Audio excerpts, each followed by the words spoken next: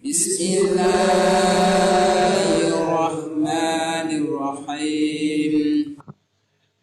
Assalamualaikum warahmatullahi wabarakatuh.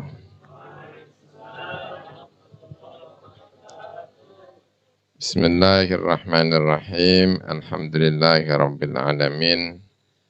Wassalatu wassalamu ala asyrafil anbiya wal mursalin sayyidina wa maulana Muhammadin wa ala alihi wa sahbihi ajma'in, amma ba'du. Saya ini jurusannya tafsir.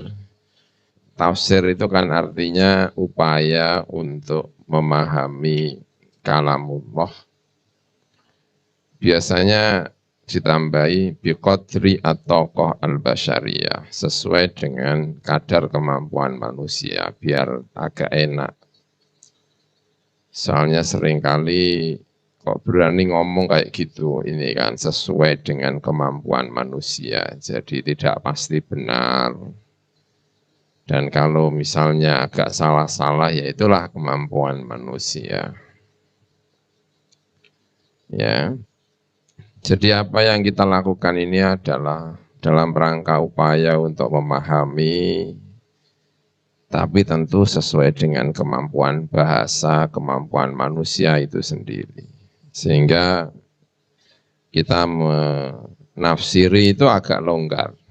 Jadi kalau tanya macam-macam, ya jawabannya kan ini sesuai dengan kemampuan. Sama dengan terjemah, itu juga banyak yang kritik. Karena dianggap terjemah itu tidak mewakili Al-Quran. Banyak yang hilang dari tujuan-tujuan Al-Quran kalau diterjemahkan. Tapi ya sekali lagi, terjemah itu juga sama, upaya semampu yang bisa dilakukan oleh manusia. Ya, jadi orang banyak mengkritik terhadap tafsir terjemahan Kemenak. Tapi ya itulah yang paling dimampui oleh manusia, jadi agak longgar. Karena saya bagian dari tim penerjemah Kemenak yang edisi terbaru 2019.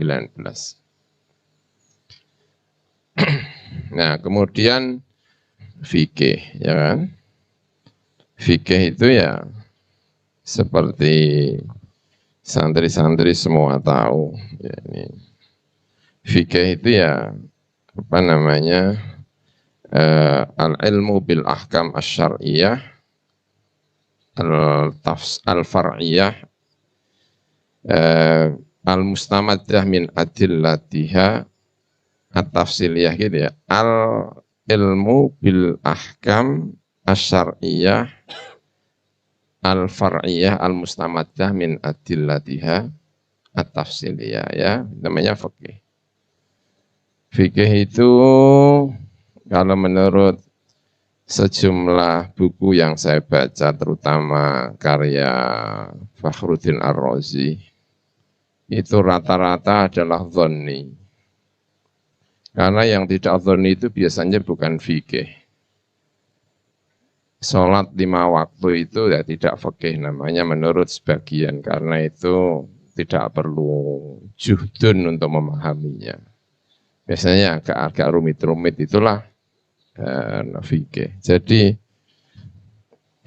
ya, karena itu kalau ditanya apa itu tafsir fikih, ya tafsir yang memberi perhatian tema fikih dengan lebih kompleks, dengan lebih intens, namanya adalah tafsir fikih.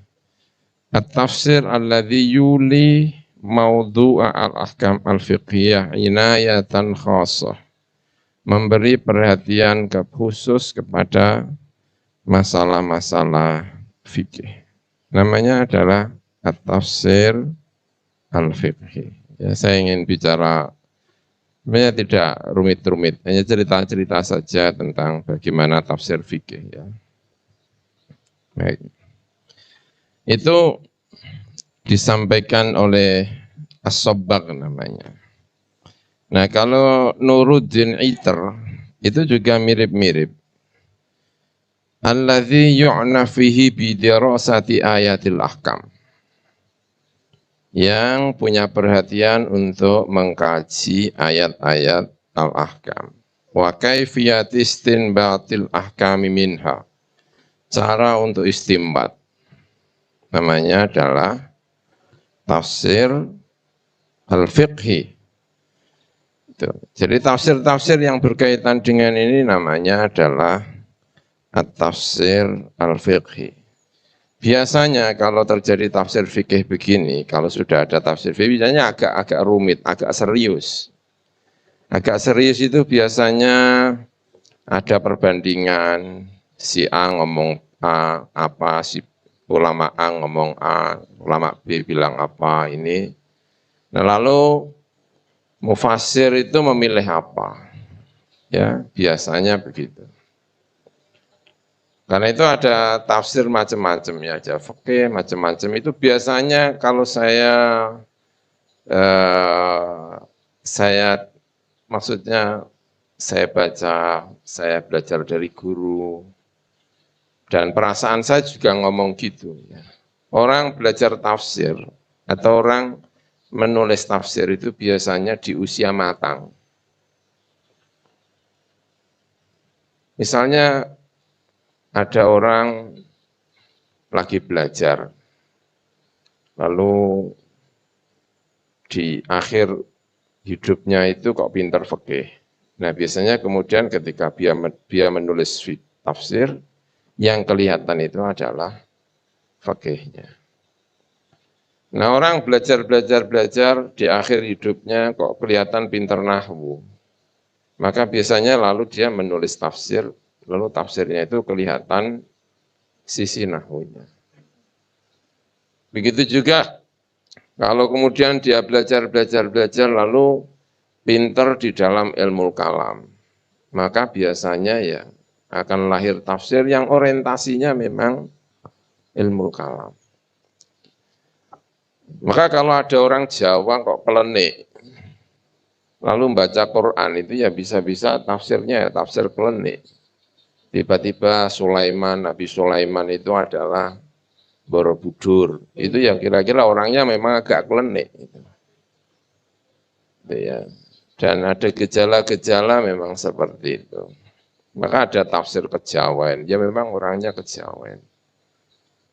Ada orang yang ahli balaghah, ya maka menjadi tafsirnya itu berbau-bau balaghah. Ya, gitulah kira-kira ya. Ya sejak tafsir dari awal itu sudah ada yang namanya tafsir fikih. Kenapa? Ya salah satu tujuan utama Kanjeng Nabi itu diutus itu yang menyampaikan fikih. Fikih dalam arti hukum-hukum amali, hukum-hukum praktis yang wajib dijalankan oleh umat Islam. Ya. Jadi yang namanya tafsir fikih itu kapan? Ya sejak zaman Kanjeng Nabi. Al-Quran itu sendiri bagi ulama-ulama awal-awal yaitu bagian dari penjelasan hukum. Ya, karena itu ya dari awal itu kalau ditelusuri tafsir fikih itu sejak kapan? Ya sejak zaman Kanjeng Nabi, ya sejak zaman sahabat, ya ada sahabat yang kalau sahur itu sambil melihat benang merah sama benang putih, kalau belum kelihatan makan terus. Katakannya Nabi, innaka la'aridul qafah. Kamu itu la'aridul qafah. Ininya besar, mungkin kebanyakan tidur ya. Mungkin enggak selesai ya. Nah, kemudian dijelaskan bahwa maksudnya adalah al-fajr. Hatta yatabayyana lakumul khaytul abyadu minal khaytil aswadi minal fajr. Itu pertanyaan-pertanyaan fikih dan dijawab dengan tafsir fikih. Kita bisa melihat misalnya santri-santrinya para sahabat, diantaranya Mujahid, ketika menjelaskan wa nazzalna 'alaikal kitaba tibyanan likulli syai'in. Kata Mujahid apa? dalam menjelaskan maknanya kullu syai'in, kullu halalin wa haramin. Itu kan fikih sekali itu. Berarti kita bisa membayangkan Mujahid. Mujahid itu muridnya Ibnu Abbas. Generasi santrinya Ibnu Abbas itu sudah sangat fikih oriented. Artinya tafsir fikih itu ya sudah lama. Ya. Hanya santri-santri belakangan saja itu orang belajar fikih itu kadang-kadang sama sekali tidak menyentuh Qur'annya. Kalau dulu yang namanya belajar fikih itu ya Qur'annya pasti disentuh. Ya. Imam Syafi'i, pembelajar fikih paling top yang kita kenal sebagai muridnya, sebagai pengikut mazhab Syafi'i, kita salah mengatakan itu. Apa kata Imam Syafi'i? Yang akan menunjukkan betapa Al-Quran itu sangat bisa dipahami secara fikih. Kata Imam Syafi'i begini, "Falaisat tanzilu bi ahadin min ahli dinillahi nazilatun illa wa fi kitabillahi dalil ala sabilil huda fiha." Seseorang tidak punya masalah satupun, tidak ada seorang pun yang dia mengalami satu kejadian, kecuali kejadian itu ada penjelasannya, hukumnya di dalam kitabullah. Kalau Imam Syafi'i mengatakan seperti ini, itu hampir pasti Imam Syafi'i itu ketika belajar fikih itu ya salah satunya menggunakan Al-Qur'anul Karim. Ya. Nah, Al-Qurtubi, orang di antara orang yang terkenal punya tafsir dengan orientasi fikih. Ya, Al-Qurtubi. Beliau mengatakan seperti apa? Ma tadammanahu al-Qur'an minal ilmi alladhi huwa qiwamu jami'il anam fil halali wal haram wa fi sairil ahkam. Itu kata Al-Qurtubi. Termasuk mujizatnya Al-Qur'an adalah ada hukum-hukum yang terkandung di dalam Al-Quran yang itu mencakup kegiatan manusia. Itu berarti saya membayangkan Imam Qurtubi itu kalau menulis tafsir itu ini ada fikihnya, ini ada fikihnya, ini ada fikihnya. Karena beliau mengatakan salah satu mukjizat itu adalah kandungan hukum yang ada di dalam Al-Qur'anul Karim. Gitu ya. Nah, kita boleh menyebut ulama besar lagi, misalnya ini soal fikih-fikih, bahwa fikih itu perlu dipelajari dari Al-Qur'an. Ya.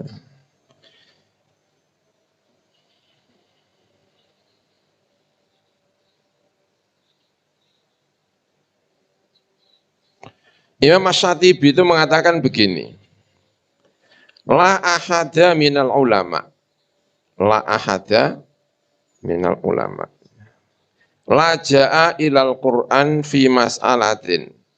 Tidak ada satupun ulama yang datang kepada Al-Quran karena ada satu masalah yang dihadapi, illa wajadallaha fihi aslan.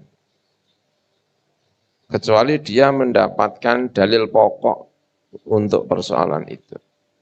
Asal dia serius membaca Al-Quran, dia akan menemukan dalil pokoknya. Kebayang ya? Kebayang sekali. Bahkan yang namanya orang paling sulit untuk menemukan dalil di dalam Al-Quran, karena dianggap tidak ada qiyas, Ibnu Hazm. Apa kata Ibnu Hazm?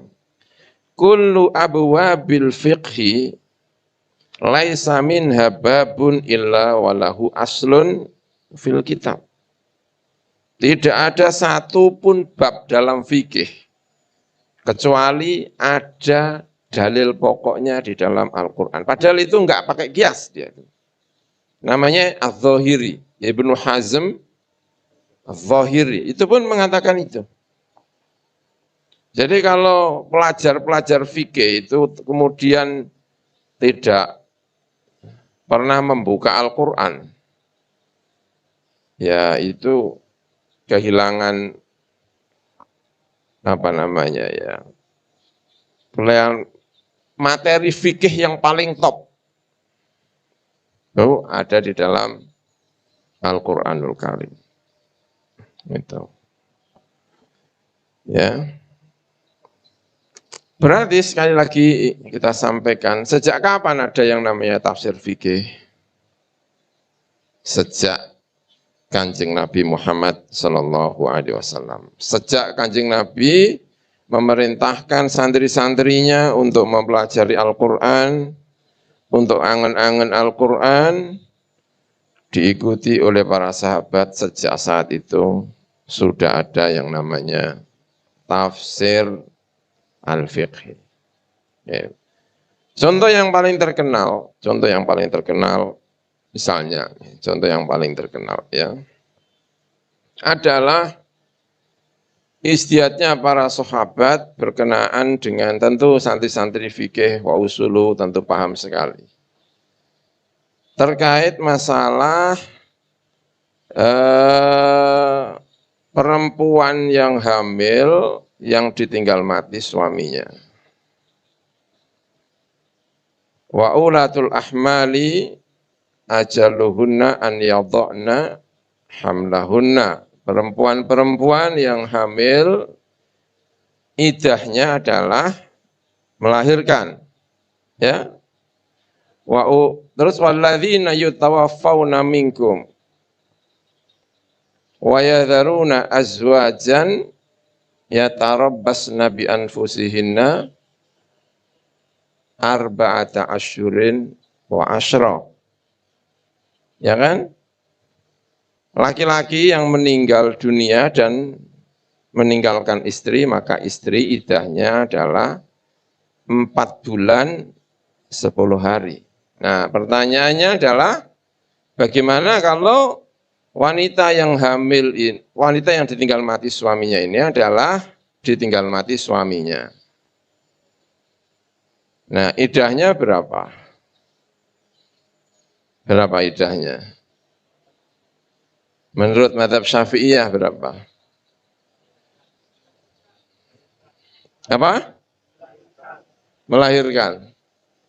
Berarti kalau ada orang mau melahirkan, matinya 1 hari sebelum melahirkan suaminya itu mati, berarti besok dia sudah selesai iddah, ya kan?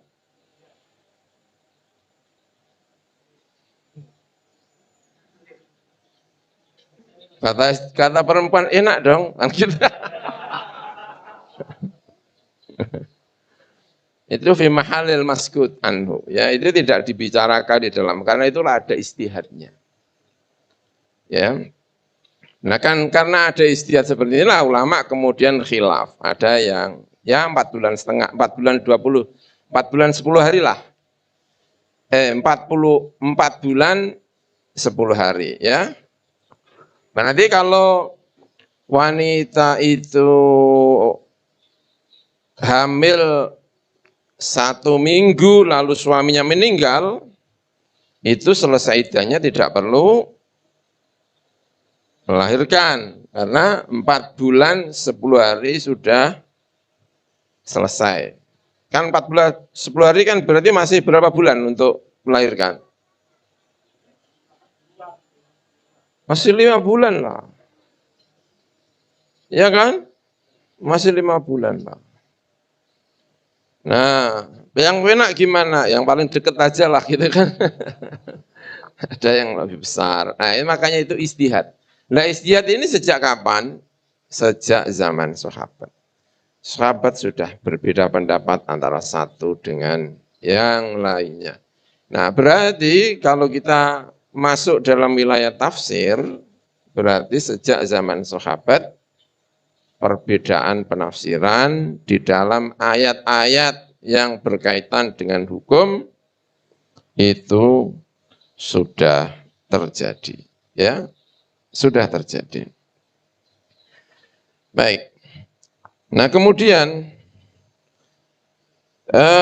di dalam masalah ijtihad, dalam ijtihad itu biasanya dibahas seorang mujtahid itu harus mengetahui ayatul ahkam, ya biasanya begitu ya. Nah biasanya harus mengetahui ayatul ahkam. Nah ayatul ahkam itu berapa? Ya, Imam Ghazali di dalam kitab Al-Mustasfa beliau mengatakan begini, la yustaratu ma'rifatu jami'il kitab bal ma tata'allaqu bihi al-ahkam minhu wa huwa miqdaru khamsimi'ati ayah. Seorang mujtahid, biasanya kita kalau belajar usul fiqh, mujtahid itu harus hafal Al-Quran. Tapi kata Imam Ghazali tidak semuanya.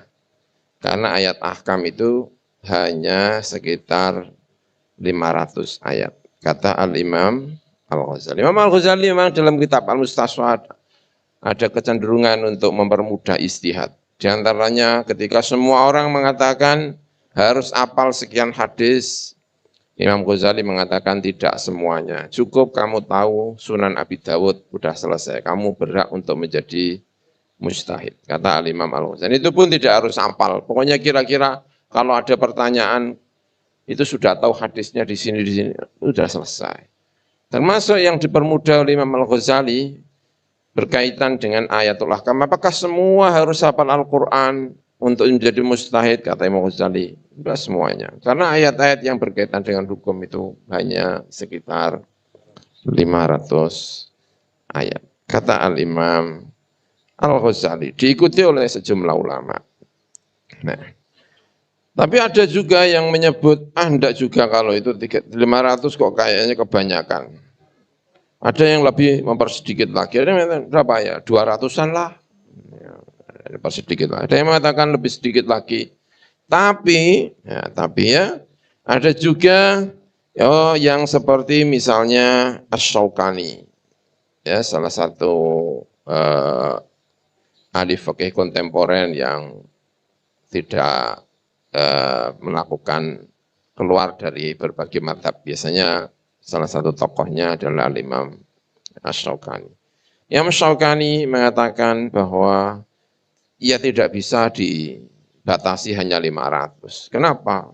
Ya sekarang mari kita lihat apa yang dimaksud dengan hukum. Kalimat ayatul ahkam itu kita tanya dulu, hukum itu apa? Baik. Nah, disinilah kita akan melihat hukum itu apa sih? Nah, ahkamul Quran, ya ini boleh setuju, boleh tidak ya. Ahkamul Quran itu ada 3.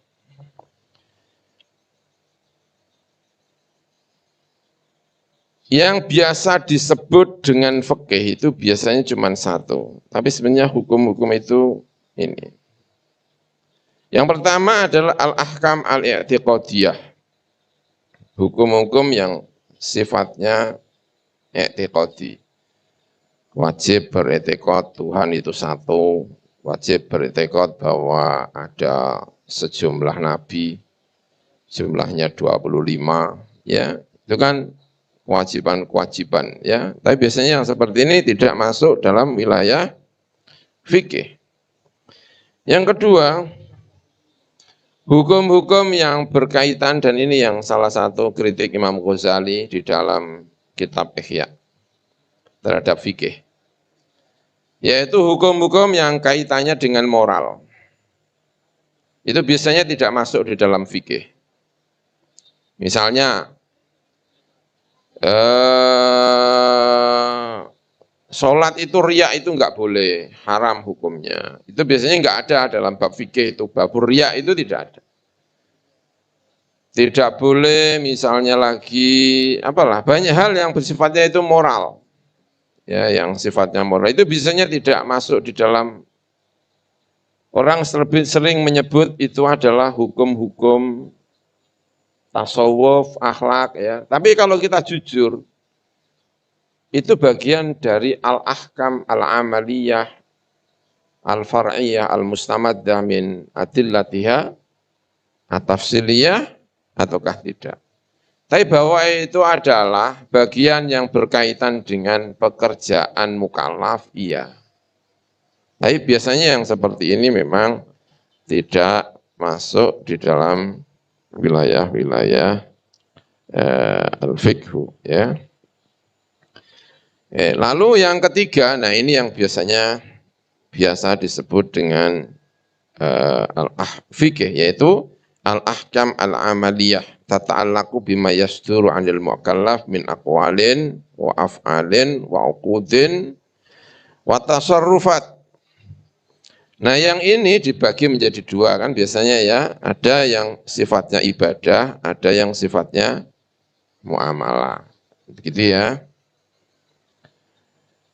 Nah, masalahnya adalah ya, hal-hal yang berkaitan dengan hukum itu apakah hanya berkaitan dengan ayat-ayat yang secara zahir itu langsung untuk menunjukkan satu hukum, ataukah setiap ayat yang bisa dijadikan dasar sebagai hukum. Nah, gitu ya. Dijadikan dasar sebagai apa? Sebagai hukum. Cerita tentang misalnya ya. Cerita tentang Balqis. Ada seorang perempuan dijadikan sebagai apa? Raja. Apakah ini ayat kisah ataukah bisa dijadikan sebagai ayatul ahkam? Misalnya cerita tentang Nabi Yusuf alaihissalam difitnah karena dianggap mencintai tuannya, lalu Nabi Yusuf memilih untuk masuk penjara. Apakah orang yang difitnah boleh enggak tidak terlalu membela diri, lebih senang masuk penjara daripada membela diri? Boleh enggak? Orang mengambil satu kesimpulan ini dari ceritanya Nabi Yusuf. Nah, kalau kita mengambil istiadat dari sini, sah enggak kita mengatakan bahwa bahkan ayat yang sering disebut sebagai berkaitan dengan cerita, itu bagaimanapun bisa mengandung satu hukum. Ya, gitu ya. Baik. Nah, sekarang berbicara mengenai tafsir tadi. Tafsir ahkam. Siapa yang pertama kali menulis tafsirul ahkam? Ada seseorang yang menyebut bahwa orang pertama yang, dan ini sekarang banyak ditulis, orang yang pertama yang menulis ayatul ahkam itu adalah Al-Kalabi. Abu Nasr Muhammad bin As-Sa'ib Al-Kalabi. Yaitu dianggap orang pertama karena dia memulai punya tulisan tentang tafsir. Dan ia wafat tahun 146 Hijriah. Ya, 146 Hijriah. Nah, ada seseorang yang banyak menulis tentang buku-buku, merekam banyak buku-buku, namanya Haji Khalifah. Itu mengatakan bahwa orang pertama yang menulis buku tentang tafsir itu adalah Al-Imam Asy-Syafi'i, tafsir ahkam. Karena ada buku namanya Ayatul Ahkam, Ahkamul Quran, itu karya Al-Imam Asy-Syafi'i. Kalau itu benar, bisa jadi itu lebih dulu daripada Al-Kalabi, ya. Tapi masalahnya adalah Imam Syafi'i tidak punya karya itu. Yang punya karya adalah Al-Imam Al-Baihaqi yang menulis tafsir Ahkamul Quran, tapi itu tidak karya Syafi'i, tapi itu karya diambil dari sejumlah karya Al-Imam Syafi'i. Jadi ayat-ayat yang pernah ditafsiri oleh Imam Syafi'i berkaitan dengan hukum, diambil dari comot dari buku-buku, dijadikan satu, lalu lahirlah buku namanya Ahkamul Quran. Lalu ditulislah Ahkamul Quran li Syafi'i. Tapi sebetulnya itu adalah kumpulan cuplikan-cuplikan dari Imam Syafi'i yang dilakukan oleh Al-Imam Al-Baihaqi. Nah, Imam Baihaqi itu wafat tahun 485. Berarti masih ini tadi, ya.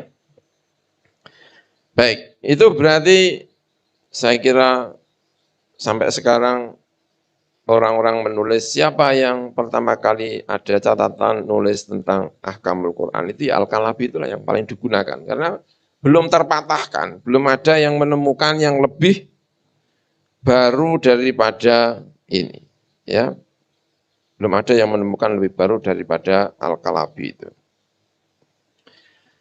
Nah, selanjutnya buku-buku tafsir tentang ayat ahkam itu banyak ditulis oleh para pengikut madhab. Ya. Banyak ditulis oleh pengikut-pengikut madhab. Selain hal-hal yang sangat positif, itu bisa mengandung hal-hal yang sifatnya negatif. Ya. Positifnya apa? Ayat-ayat yang berkaitan dengan hukum, itu kalau orangnya ahli hukum, itu bisa panjang cara menafsirinya. Anggaplah itu Imam Qurtubi. Ya, Imam Qurtubi itu kan kalau sudah membahas fikih kan panjang. Beliau kan karena memang konsen di bidang al-fiqh. Nah, kalau bukunya itu orientasi fikihnya tidak begitu jelas madhabnya, itu dibaca itu seringkali kita bisa merasa nikmat. Kenapa? Ya disuguhkan oleh dalil-dalil. Ya disuguhkan oleh dalil-dalil yang banyak.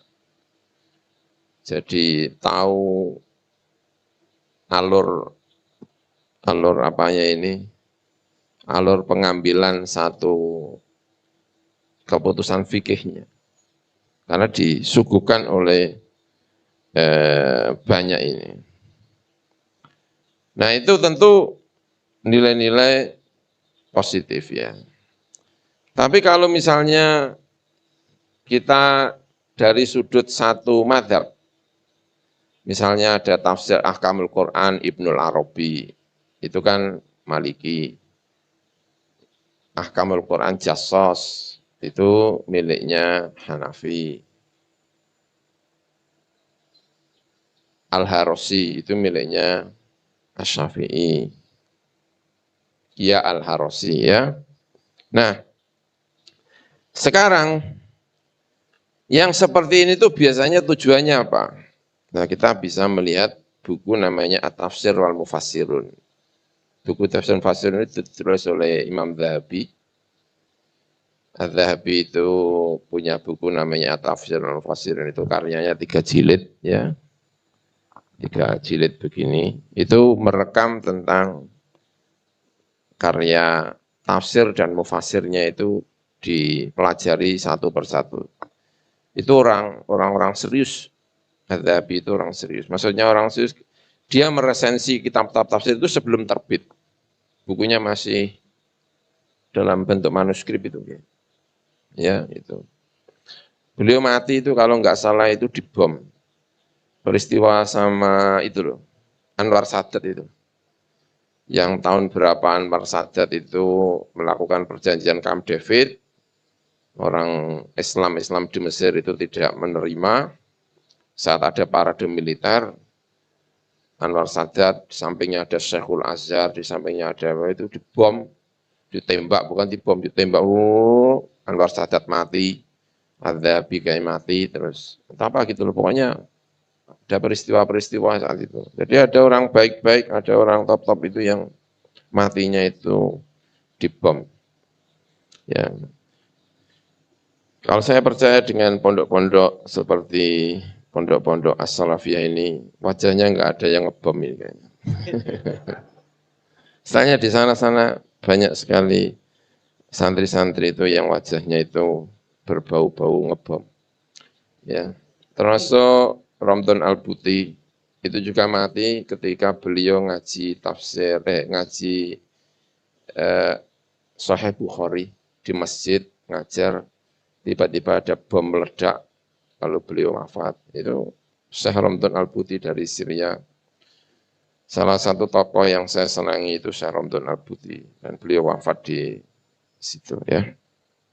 Nah, saya cerita itu. Nah, ada kitab namanya Tafsir wal Mufassirun Kali Adzabi, itu juga matinya karena itulah teroris-teroris, orang yang berbeda pandangan dalam beragama tetapi dicampur dengan kepentingan-kepentingan politik, lalu melakukan tindakan yang tidak sepantasnya dilakukan, terutama karena beliau memang orang top. Ya.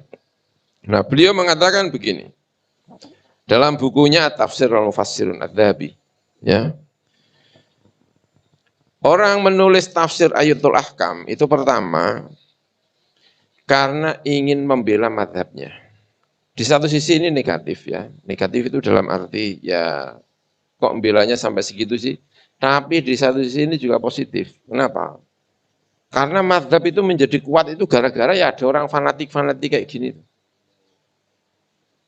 Sehingga kemungkinan dalil itu sudah dikerahkan semuanya. Sehingga kalau hari ini kita mengatakan dalil ini kurang kuat, ini itu memang itu sudah dikerahkan betul. Zaman itu zaman orang memperkuat dalil madhabnya masing-masing. Ya, itu. Yang kedua, tujuannya adalah dia berbicara di internal madhab. Jadi misalnya Al-Jassos itu bicara di internal Hanafi, tafsir Ayatul Ahkam. Itu Hanafi kan tidak satu pendapat, ada berbagai mazhab. Nah itu yang punya concern untuk menjelaskan berbagai dalilnya, apa tukarane Basul Masaile itu, diantaranya kalau ingin merekam itu ya di model kitab apa ini, tafsir Ayatul Ahkam. Karena memang itu kitab ditulis untuk debat. Tidak untuk mengajari orang tentang hukum ABC. Kalau fikih kan biasanya untuk mengajari ABC, jadi kadang debatnya tidak terlalu panjang. Tapi kalau ini, itu memang ditulis untuk debat. Tulis untuk debat. Ya, yang ketiga, biasanya ada orang yang rewel yang suka ngeritik mazhab-mazhab kita. Orang terlalu ngeritik mazhab Hanafi. Nah itu kalau pengen tahu jawabannya Hanafi kayak apa, maka bacalah Al-Jassos. Begitu juga Ibnu Arabi, begitu juga yang punya mazhab Syafi'i. Itu kalau ada orang bantah-bantah, nah di situ itu biasanya tempat untuk mengetahui dalil. Ya. Saya pernah ngajar kitab Sunan Abi Dawud. Di antara buku yang saya baca ketika ngaji Sunan Abi Dawud itu karya dari orang, lupa saya namanya ya, saya lupa ya. Nah, itu kitabnya besar gini loh. Pengarangnya itu kalau tidak salah itu Jamaah Tabligh. Jadi Jamaah Tabligh itu banyak yang pintar ya. Walaupun saya tidak suka jalan-jalannya itu, tapi orangnya pintar-pintar. Ya itu kan nggak masalah ya, tapi orangnya pintar dan saya senang sekali. Ada hal-hal di mana saya tidak setuju dengan mazhab Hanafi. Seakan-akan itu kayak keliru. Tapi setelah baca kitab, apa ya namanya, saya lupa.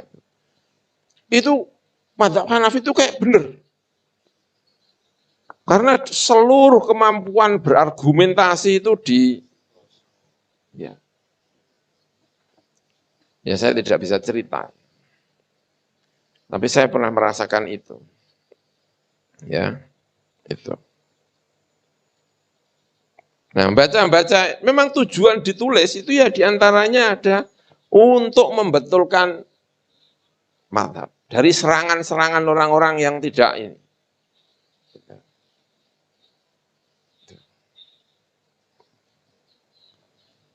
Nah, jadi kalau kita mau menilai nilai positifnya tafsir-tafsir ahkam ini, pertama, ya, tafsir itu kayak merupakan al-mausu'ah al-fiqhiyah ma'al adillah.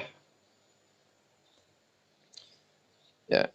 Jadi kalau ada Hanafi kok debat di internal Hanafi, lalu sampai kepada satu tarjih, itu biasanya kalau model buku-buku begini itu dalilnya lumayan. Yang seneng-seneng dalil, yang latihan istihad, wah latihan istihad ya kan, itu sering-seringlah membaca kitab Ayatul Ahkam, tafsir Ahkamul Quran. Tapi kalau kepinginnya, ya penting pilah, gak usah dalil-dalil. Yang penting gimana gitu ya, sudahlah. Baca Fathul Qorib, baca Fathul Mu'in, itu sudah selesai. Tapi kalau kepingin latihan istihad, nah itu baca apa namanya, Ahkamul Quran. Ya wajahnya kan ada yang wajah-wajah taklid kan ada ini. Wajah mustahid. Ya, ya itu. Jadi itu.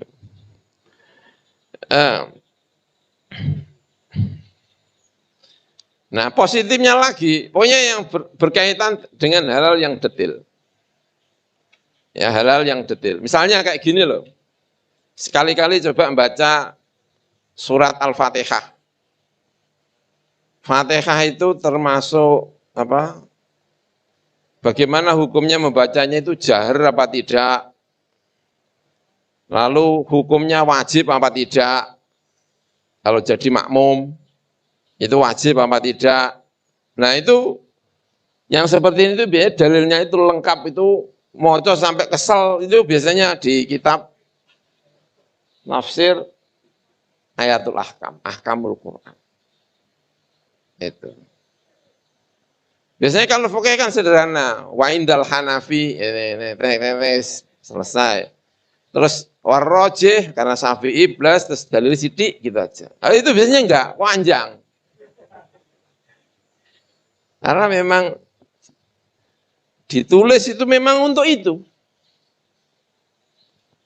Jadi pikirannya itu ini pengen menyampaikan itu ini, ya. Ya pokoknya hal-hal yang sifatnya bersifat detail itu positif sekali. Tapi apakah itu ada negatifnya? Ya kalau itu disebut negatif ya negatif. Negatifnya itu diantaranya kesannya itu kalau membaca itu kayaknya ulama itu senengannya tukaran. Ya kadang-kadang metu kalimat yang hadza kalam farid. Oh itu padahal itu yang dirot itu Imam Syafi'i. Hanafi itu kalau sedang ngerot Hanafi itu kadang-kadang wa bihadza kana kalamhu farighon. Biasa. Dan itu yang dikritik. Ya sama ulama ya jangan gitulah. Ya tapi ya sedang melakukan provokasi memang itu. Itu sisi apa namanya? Negatifnya, ya, sisi negatifnya. Wala tankihu ma nakaha aba'ukum minan nisa. Kalimat nakaha itu apakah maknanya ad-dukhul ataukah maknanya nikah? Coba dilihat perbandingan antaranya mazhab Syafi'i dengan mazhab Hanafi. Terus, tapi tidak penting itunya. Tapi lihat bagaimana marahnya Hanafi ketika ngerot Syafi'i. Emosinya ya, lihat emosinya, nanti lah kerasa. Jadi ulama bisa emosi ya, ulama bisa emosi. Dan itu kadang-kadang disebut ini negatifnya. Tapi kalau diambil positifnya, kita jadi tahu. Dalil secara detail-detail itu kita bisa mengetahui. Ya, hadis-hadis yang namanya juga sedang menguatkan ya. Hadis-hadis apa saja itu kalau dukung itu sebut semuanya. Sahih, hasan. Wes pokoknya. Makanya salah satu hal di mana kita tidak gampang-gampang menyebut hadis itu hasan, doif itu ketika disebut oleh orang-orang yang sedang perang. Yang sedang berargumentasi. Karena biasanya yang mendukung gampang disohehkan, yang tidak mendukung gampang didoifkan. Biasanya itu ada kecenderungan seperti itu. Ya. Dan itu sampai sekarang terjadi. Iya, terjadi. Wahabi itu kalau hadis-hadis yang ziarah itu gampang didoifkan. Ini doif ini. Tapi kalau mendukung, doif sedikit diangkat jadi hasan. Biasa. Yang namanya juga lagi debat, ya kan? Lagi debat kan begitu. Orang punya kecenderungan seperti itu. Ya kan? Nah, jadi ta'assub itu kalau kita baca, itu memang tambah nemen kalau membaca itu. Nah, perlu membaca perbandingan. Nah, bagaimana dengan ayatul ahkam yang ditulis ulama-ulama sekarang? Buku-buku tentang ahkamul Quran yang kita baca, ulama-ulama kontemporer sekarang ini biasanya itu ditulis untuk konsumsi kampus.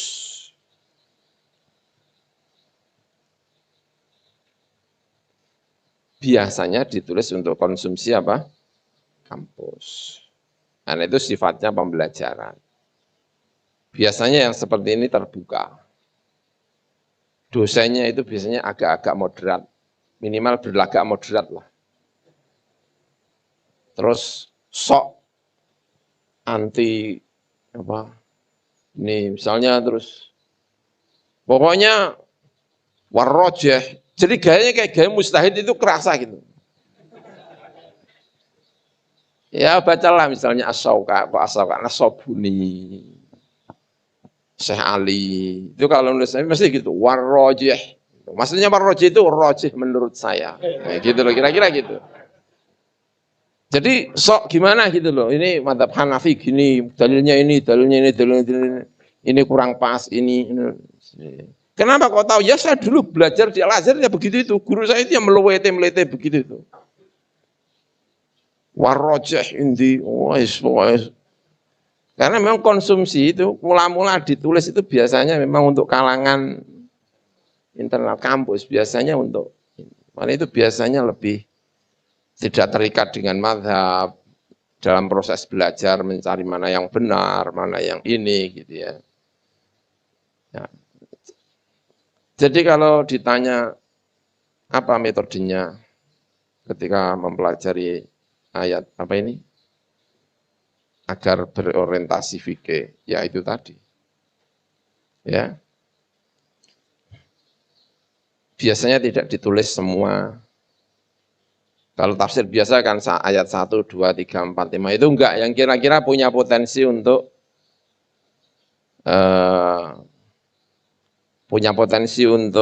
fikih. Walaupun ya kadang-kadang itu sebetulnya disebut ayatul ahkam itu yang enggak jelas. Sebenarnya kayak gini. Bismillahirrahmanirrahim, alhamdulillah, Fatihah ya. Bismillah itu termasuk Fatihah atau tidak? Itu kalau misalnya dibahas, itu sebenarnya tidak menafsiri ayat itu. Enggak ada hubungannya. Itu bukan ayatul ahkam itu. Tapi hampir semua ayat-ayat ahkam itu selalu bahas itu. Bagaimana hukumnya makmum membaca apa? Fatihah. Ada yang wajib? Enggak ada. Di dalam Fatihah itu penjelasannya enggak ada, tapi itu makanya ayatul ahkam itu kadang-kadang ya, pokoknya ayat yang ada bisa dijelaskan hukumnya, ada yang menunjukkan hukum. Itu saya kira. Terima kasih. Mohon maaf atas segala kekurangan. Allahul muwaffiq ila aqwamit thoriq. Wassalamualaikum warahmatullahi wabarakatuh.